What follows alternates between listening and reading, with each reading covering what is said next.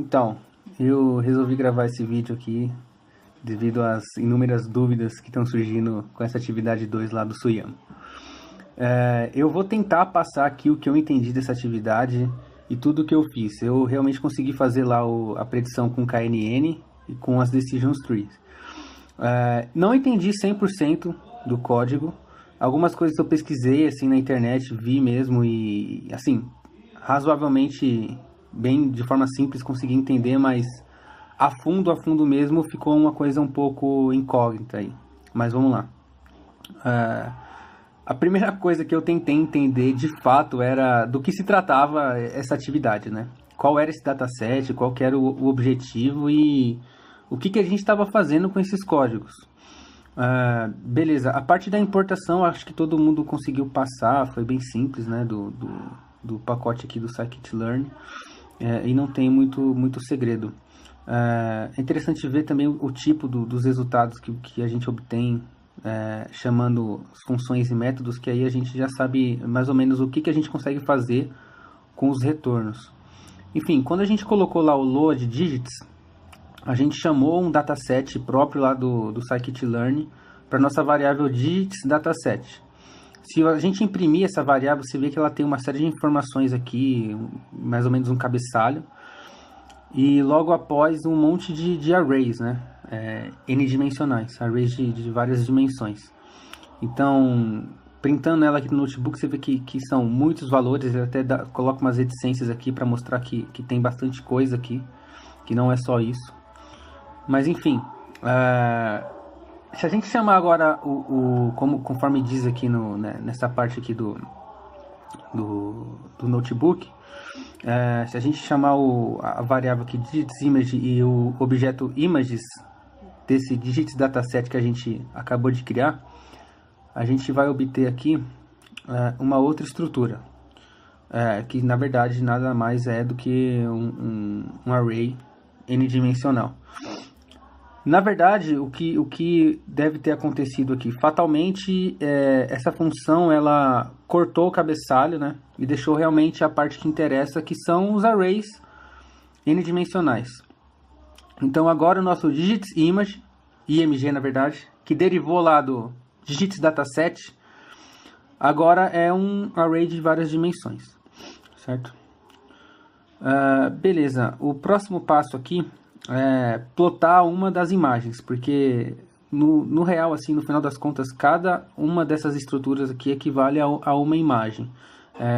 Deve ter algum algoritmo interno que realmente transforma as imagens, acho que pixels, não sei, em arrays com números específicos. Então, cada uma dessas estruturas que a gente está vendo aqui é equivalente a uma imagem. Mas que imagem, né? Aí é que a gente vê agora acessando os métodos do Matplotlib. Chamando esse ImageShow, a gente consegue ver que, por exemplo, se eu pegar qualquer um elemento desse aqui, como eu disse, é uma imagem, então se eu passar lá para a função ImageShow, IMShow, indexar aqui por qualquer elemento dentro do meu array, eu vou ter um resultado. Então, por exemplo, o primeiro elemento que de índice 0 do meu conjunto de arrays equivale a uma imagem que retrata o 0. Se eu passar um outro índice para verificar só por curiosidade mesmo, por exemplo, índice 4, eu vou ter uma imagem do que seria um 4, meio embaçado ali, mas você consegue perceber que é o número 4. Então a lógica é mais ou menos essa, pelo que eu estou entendendo. A gente tem ali um array de várias dimensões, cada um dos arrays dentro desse array gigante retrata uma imagem com algum número, algum algoritmo aí que a gente vai precisar ver depois, fazer o treinamento. E aí eu usei uma outra forma de imprimir esses dados para ficar mais claro isso aqui, ó. Eu utilizei essa função aqui do Matplotlib, transformei aí, coloquei os eixos na verdade, e imprimi os 5 primeiros índices do nosso array. E você percebe que na real realmente é isso. Olha, você tem o índice 0 é o 0, depois o próximo é o 1, o 2, o 3 e o 4. Então a gente tem uma série de imagens aí retratando números. Só por curiosidade, eu imprimi do 5 até o 9, que seria, na verdade, né? Então, eu usei esse laço aqui de eixos dentro do Matplotlib para poder imprimir o que seria o conteúdo do nosso dataset, de fato. que a gente vai usar. Então a gente sabe que a gente está treinando aqui, a gente está trabalhando com imagens que representam algarismos, números na verdade, né? E por aí vai, beleza. Tá, chegamos na parte aqui do reshape, que teve muitos problemas aí para entender mais ou menos como funciona o reshape. Primeiro, se a gente verificar ali do nosso dataset qual o shape dele, ou seja, qual o formato, a gente vê que ele é um array de 3 dimensões, onde a primeira retrata a quantidade de linhas, na verdade linhas eu quero dizer conjuntos diferentes. Então a gente tem, se eu não me engano aqui, 1797 conjuntos diferentes de 8 por 8. Na verdade 8 por 8 significa as outras duas dimensões, né? X e y, y e z do nosso array. Tá. Se a gente quiser verificar de fato qual o tamanho real desse dataset, desse conjunto de arrays, a gente faz algo mais ou menos nesse sentido.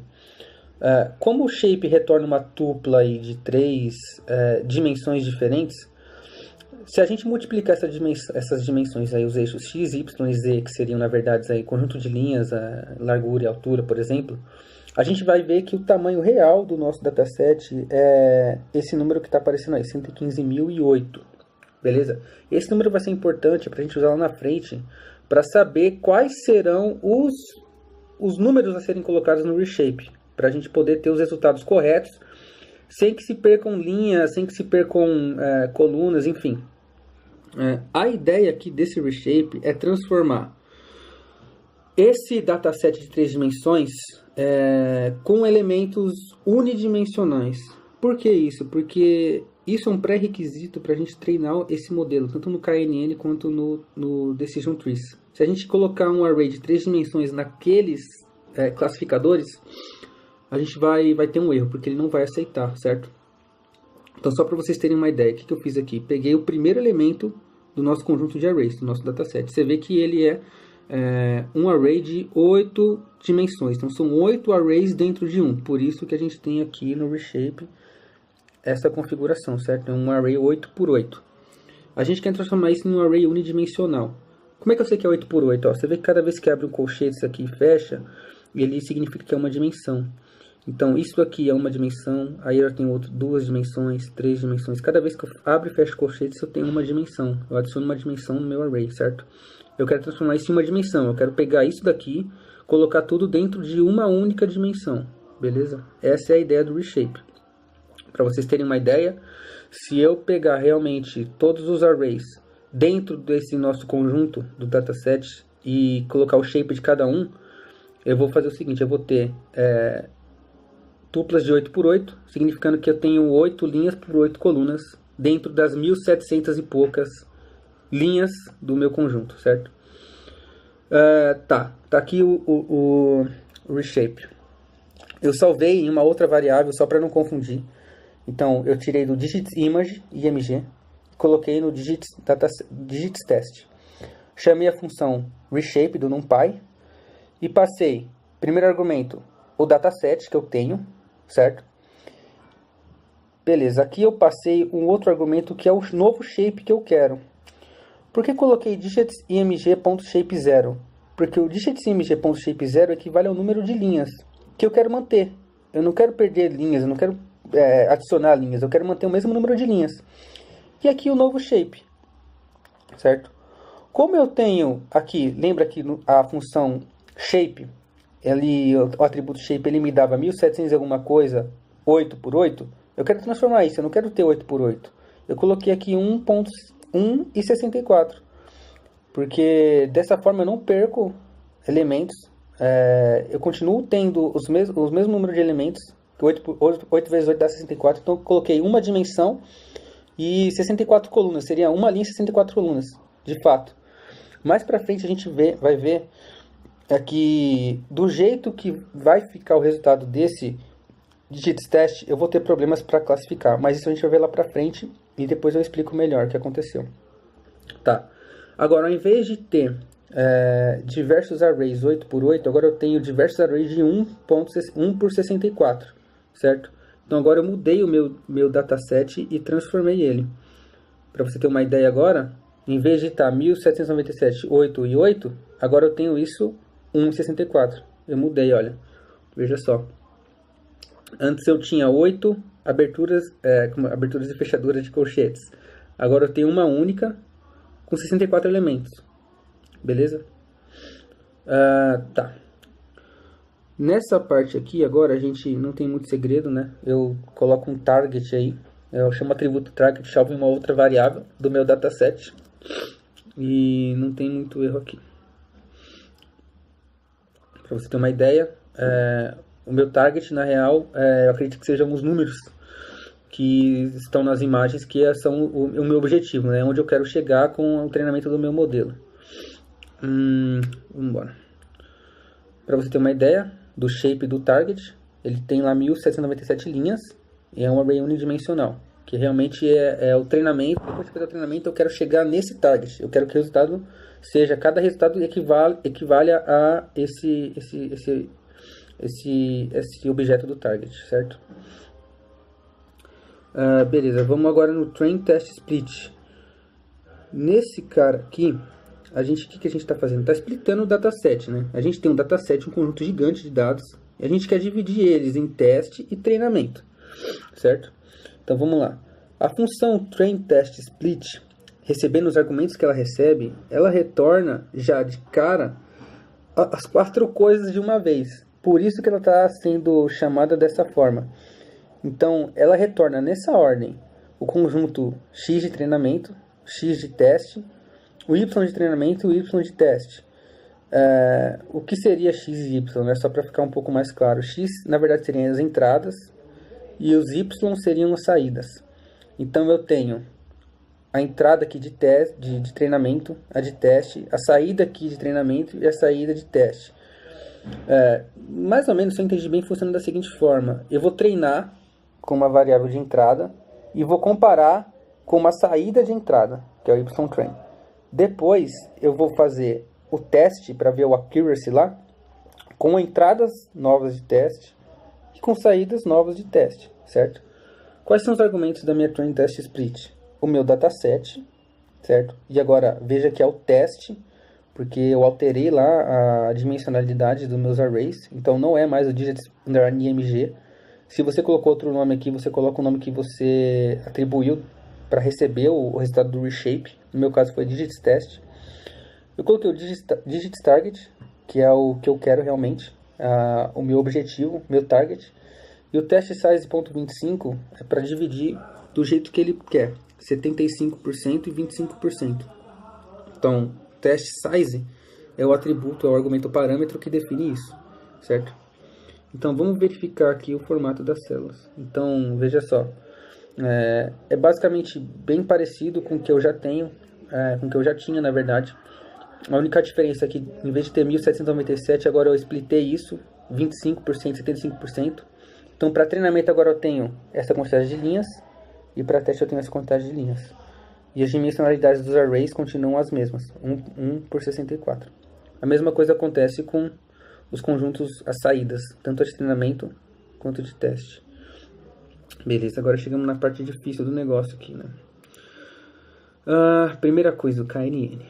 Tá, importando aqui o módulo do KNN, KNeighbors Classifier, do pacote Neighbors Scikit-Learn. Agora eu vou criar um classificador. O meu classificador de nome KNN, ele nada mais é do que o resultado da minha função KNeighbors Classifier, onde eu coloco como parâmetro o número de vizinhos, que na teoria, se a gente lembrar lá da aula, seria o K. Esse n_neighbors igual a 5, na real é o K, de fato. Qual a tática aqui, né? Cada um pode colocar um valor diferente. A única dica que o professor deu é que não seja um número muito pequeno, seja um número ímpar e que não seja um número muito grande. Tem que ser meio termo. Pesquisando na internet, eu vi que muita gente usa o 5. Então, eu não cheguei a testar com 3, nem com 7 ou 9, enfim. Eu tive um resultado que vocês vão ver que foi até que razoável. Então, eu também não fiz essa jogada de aumentar e diminuir para ver se muda alguma coisa significativamente. Mas a gente pode tentar. Tá, veja só. Eu acabei deixando isso aqui para vocês entenderem essa mensagem de erro.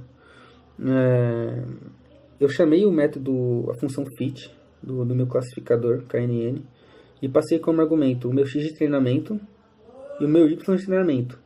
que nada mais é o que eu tenho para treinar de entrada e minha saída target de treinamento também. Mas ele me deu erro. Olha só que erro doido, né? O que esse erro está me dizendo? Olha, ele diz que ele encontrou um array de dimensão 3 e ele esperava que esse array fosse de dimensão menor ou igual a 2. Caramba, mas será que eu fiz alguma coisa errada? Bom, o meu array realmente, de fato, ele tinha 3 dimensões. Se a gente for perceber aqui, olha, nessa função aqui, ó, xtrain.shape, que foi depois de splitar, né, 25% e 35%, realmente eu tenho um array de 1,64 e 1347. O que eu tive que fazer nesse ponto? Dar um outro reshape no meu array para transformar ele em um array de 2 dimensões. Então quer dizer que eu errei o reshape lá em cima? Não sei. Não sei. De fato, se ele pede para mim colocar um array de dimensão menor ou igual a 2, eu vou obedecer. Então eu realmente depois preciso discutir melhor isso, mas o que eu transformei aqui, eu tinha o meu xtrain com 3 dimensões, eu transformei ele em 2 dimensões com essa função aqui, ó. Eu peguei o resultado do shape, que na verdade é o número de amostras, a dimensão x e dimensão y, e coloquei em um outro dataset, x2d underline train, que na verdade é o reshape do xtrain com o número de amostras e a multiplicação entre a dimensão x e a dimensão y. Isso eu faço para eu não perder nenhuma informação. Então, no final das contas, seria a mesma coisa que colocar xtrain.reshape 1347,64, que essa multiplicação na real dá 64. Beleza? E eu faço isso, verifico o que aconteceu aqui agora. Esse é o meu dataset. Eu tenho aqui 1347 valores, todos formados por arrays de uma única dimensão. Agora sim, se eu passar isso como parâmetro do fit, ele dá tranquilo. Ele treina o meu modelo tranquilamente. Agora eu vou fazer a mesma coisa com a minha parcela de teste, que é os 25% restantes, para eu poder comparar posteriormente, certo? Depois eu faço a classificação. Tá. Aqui esse ypred, você pode pôr qualquer nome aqui, certo? Ele pede para pôr ypred, pede, né? Então, tanto faz aqui. Na verdade, essa aqui é só o nome de uma variável que ela recebe o resultado da função predict do meu classificador. Aqui, se você pôs qualquer outro nome lá em cima, você tem que repetir, né? A KNN aqui é só porque eu coloquei esse nome lá em cima. Ele pede também. Mas isso é só um nome. Não significa que seja algo fixo, né? Então, eu passo para ele o meu dataset de teste do predict. E ele vai testar para mim, ver se deu isso certo, né? Beleza. Agora, chegando na parte do accuracy, né? Também teve alguns problemas. Veja só. Importando os pacotes Metrics e Confusion Matrix para a gente ver. Para a gente ver a acurácia do modelo, a gente chama a função Accuracy Score do pacote Metrics que a gente acabou de importar. E a gente passa como parâmetro o nosso y de teste, que é a parcela de saída de teste, com a parcela que foi predita aqui em cima, que a gente predizeu ela aqui. A gente chamou ela aqui e deu um predict. Então isso aqui significa a mesma coisa que um dataset, só que ele foi resultado de uma predição. A gente usou o predict, passou uma entrada aqui de teste e ele retornou para mim uma predição. A gente vai verificar se essa predição está igual à nossa variável de teste, que é o real. Isso aqui é o real, isso aqui é o predito. Então a gente vê o que aconteceu, qual é a correlação entre esses dois caras. Você vê que foi 98%. Então aparentemente o modelo tem um bom resultado. Ele tem 98% de chance de acertar quando alguém colocar alguma coisa lá dentro dele, ou seja, a imagem. Então ele está bem treinado. Verificando a Confusion Matrix, passando como parâmetros lá a mesma coisa, a saída de teste, a saída de predição. Ele me dá essa Confusion Matrix. E no Decision Trees é quase a mesma coisa. Eu crio, em vez de KNN, eu crio um Decision Trees aqui, Classifier. E eu vou descendo e realmente a filosofia é a mesma. Eu dou um fit, passo a entrada, meu array de 2 dimensões aqui, como entrada, e a saída dele de treinamento. Treino ele, classifico, faço uma predição e testo a acurácia. Beleza? e a Confusion Matrix. O vídeo aqui deu 20 minutos, ficou meio longo, mas espero que ajude a galera aí.